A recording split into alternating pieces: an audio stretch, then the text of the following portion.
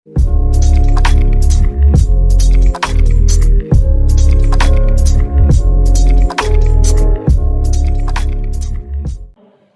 हम लोग अपनी बुक की दूसरी poem the song of life पढ़ेंगे, जो विरचित है हेनरी वर्ड्सवर्थ लॉन्गफेलो द्वारा। यह एक बहुत ही इंस्पायरिंग कविता है, पोयम है, जो हमें संघर्ष करने के लिए प्रेरित करती है। और इसका जो मूल तत्व है, सार है, वह कहीं न कहीं गीता से लिया हुआ, गीता से प्रभावित होकर लिया गया है। कविता में यानी आपकी पोयम में टोटल 4 स्टैंजा हैं, 4 लाइन की एक स्टैंजा, जिसमें सब 16 पंक्तियां हैं 4 लाइन की, 4 स्टैंजा के साथ। द सॉन्ग ऑफ लाइफ का मतलब क्या होगा बेटा? जीवन का भजन। सॉन्ग का मतलब होता है रिलीजियस सॉन्ग, धार्मिक गीत। ऑफ लाइफ माने जीवन का, अर्थात जीवन का धार्मिक गीत गान या जीवन का भजन। आप जानते हैं जीवन के बारे में बहुत कुछ कहा जाता है, हम सुनते हैं अपने बुजुर्गों से चट्टी चौराहों पर कि जीवन संघर्ष का नाम है, जीवन दुख का नाम है, सुख दुख का मिश्रित रूप जीवन है, जीवन संतोष है। इस तरह हम सुनते आ रहे हैं, परंतु जीवन का एक विस्तृत अर्थ, विस्तृत आयाम कवि ने इस अपनी प्रस्तुत कविता में देने का प्रयास किया है, जिसका हम व्यापक रूप से गहन अध्ययन करेंगे। पहली ही लाइन है आपकी पोयम का, life is real, life is earnest. जीवन वास्तविक सत्य है, जीवन वास्तविक है, जीवन अर्नेस्ट, जीवन यथार्थ है। मतलब जीवन कोई आडंबर नहीं है, जीवन कोई बनावटीपन नहीं है। जीवन वह है जिसको हम जीते हैं,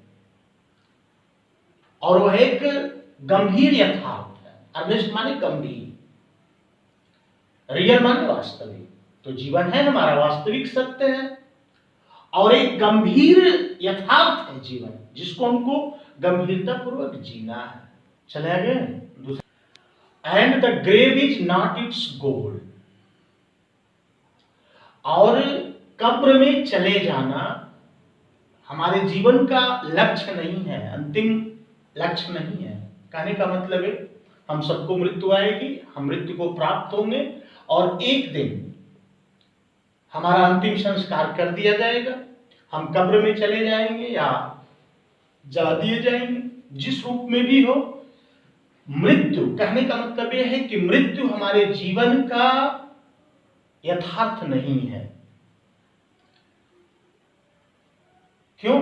अर्थात हम इस धरती पर आए हैं, हम सभी आए हैं, पैदा हुए हैं, हम मृत्यु को प्राप्त होंगे, यह सत्य है कि हमारी मृत्यु होगी, लेकिन हमारे जीवन का यथार्थ केवल जीना और मरना नहीं है कि हम पैदा हुए हैं तो एक दिन मर जाएंगे।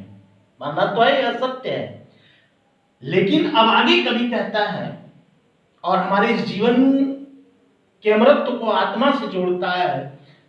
कहता है, dust thou art, to dust returns.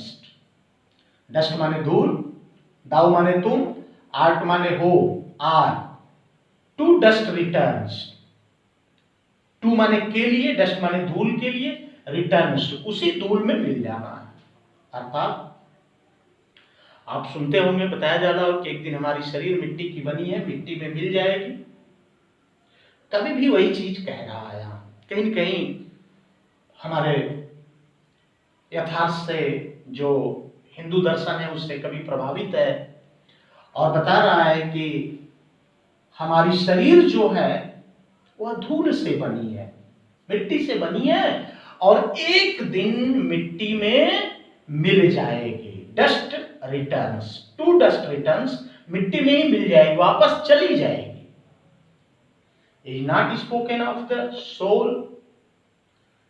Spoken माने कहा गया है, सोल माने आत्मा के लिए, अर्थात यह चीज हमारी आत्मा पर लागू नहीं होता है। अर्थात हमारी शरीर मिट्टी की बनी है, मिट्टी में मिल जाएगी, यह तो सत्य है, जो कहा गया है सत्य है, लेकिन यही चीज हमारी आत्मा के साथ हो, अर्थात आत्मा हमारा धूल में नहीं मिलेगा, बल्कि आत्मा अमर है, अजर है। इसलिए आत्मा के बारे में ऐसा नहीं कहा गया है। आत्मा के अमरत्व की बात जो गीता में कही गई है, कभी यहां कह रहा है। तो इन 4 जो पंक्तियां हैं, जो 4 लाइन्स है यहां दिया गया है, इसका एक सुंदर अर्थ चित्रित होता है बेटा। एक व्यापक कॉन्सेप्ट हमारे दिमाग पर बनता है कि जिस जीवन को हम जीते हैं वह एक वास्तविक यथार्थ है, हमको जीना है और हमारा जीवन बड़ा गंभीर है।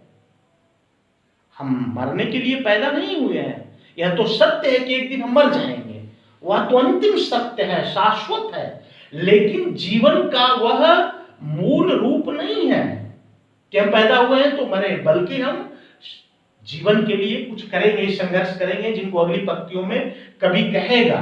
और ये भी सत्य है कि हम धूल से बने हैं, मिट्टी से बने हैं, हमारा शरीर एक दिन धूल में मिल जाएगा, लेकिन हमारा आत्मा अमर है, अजर है, वह कुछ और ही है, वह हमें कुछ और करने के लिए प्रेरित करती है। दूसरा स्टेंजा है, नॉट इंजॉयमेंट एंड नॉट सारो।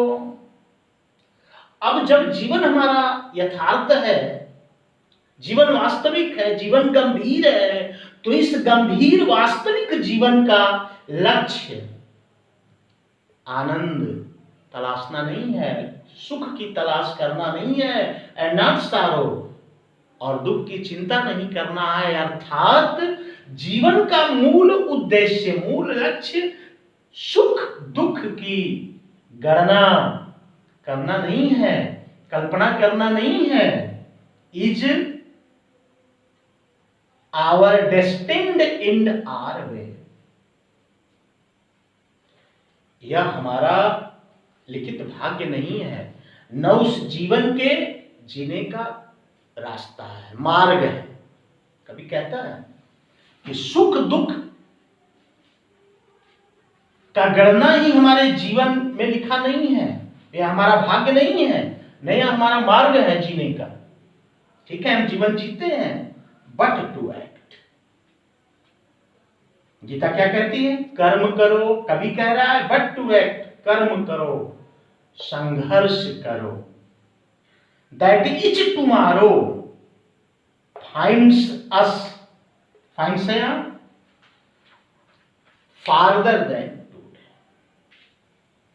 कहता है कि हम संघर्ष करें, नियमित संघर्ष करें, दिन प्रतिदिन संघर्ष करें। दैट इच टुमारो, ताकि हम प्रत्येक कल को फाइंड्स अस फार्दर देन टुडे, आज से बेहतर पाएं, आज से अच्छा पाएं। अर्थात कभी का निर्देश है कि हम अपना कल बेहतर बनाएं आज की अपेक्षा, उसके लिए हमको संघर्ष करना है, हमको कर्म करना है, न कि सुख दुख की गणना करते हुए अपने भाग्य, सुख दुख की गणना को अपने भाग्य का मार्ग बनाना है या भाग्य बनाना है, और इस तरह जीवन जीते जीते मर जाना है। यह हमारे जीवन का उद्देश्य नहीं है, बल्कि एक बार फिर देखें, but to act, not enjoyment and not sorrow, is our destined end our way.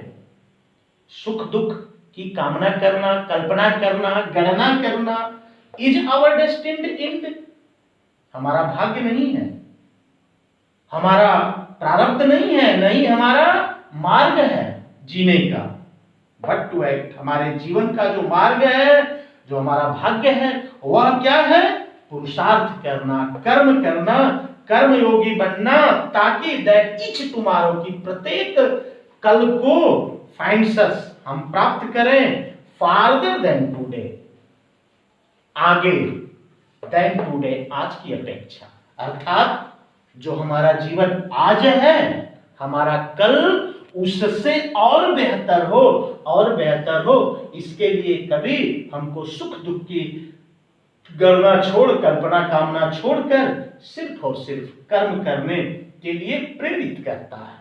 The poet inspire us to act and to make our future more prosperous, more better than we are today.